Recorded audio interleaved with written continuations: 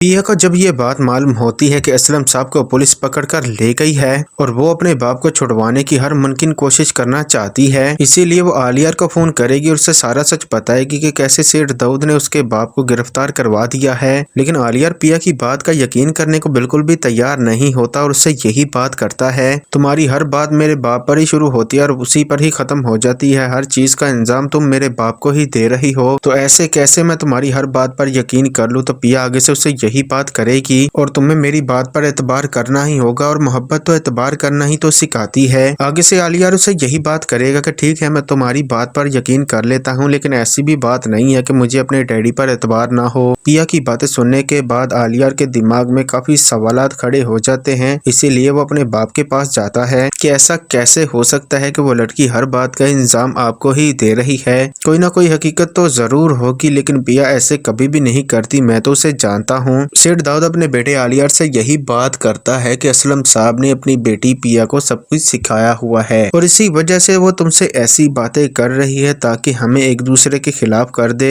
और आलिया की माँ भी वहीं पर ही बैठी होती है और वो भी यही बात करती है और मुझे भी ऐसा ही लगता है कि पिया अपने बाप का साथ दे रही है और वो तुम्हारे कानों में जहर भर रही है। और वहीं दूसरी तरफ पिया बहुत ही ज्यादा परेशान भी होती है, रो रही होती है और सावल भी वहाँ पर आ जाता है। पिया सावल से यही सवाल करती है कि असलम साहब जेल से रहा तो हो जाएंगे, तो सावल उससे जवाब देगा, उसे तसल्ली देगा और उससे यही बात करेगा कि मैंने वकील से बात कर ली है, हम बहुत जल्द उनकी जमानत करवा लेंगे, तुम्हें बिल्कुल भी घबराने की जरूरत नहीं है और ना ही तुम्हें हिम्मत हारनी चाहिए। और पिया उससे यही बात करेगी कि मैं हिम्मत तो हारने वाली नहीं, जिस पर सावल भी उससे यही बात करेगा, मैं आपके साथ हमेशा खड़ा हूँ जब तक मैं जिंदा हूँ। सेठ दाऊद को पिया पर बहुत ही ज्यादा गुस्सा आ चुका होता है और वो निसार से यही बात कर रहा होता है कि पिया ने आलिया को इन सब में घसीट कर बहुत ही बड़ी गलती कर दी है। वो तो सिर्फ यही जानती है कि सेठ दाऊद मैं हूँ और उसे तो ये बात मालूम नहीं कि मैं सेठ दाऊद नहीं बल्कि मूसा हूँ। और अब तुम देखते जाओ कि मैं असलम के साथ करता क्या हूँ और उसकी बेटी के साथ क्या करता हूँ, और अब सावल भी कुछ नहीं कर पाएगा और ना ही इन्हें बचा पाएगा।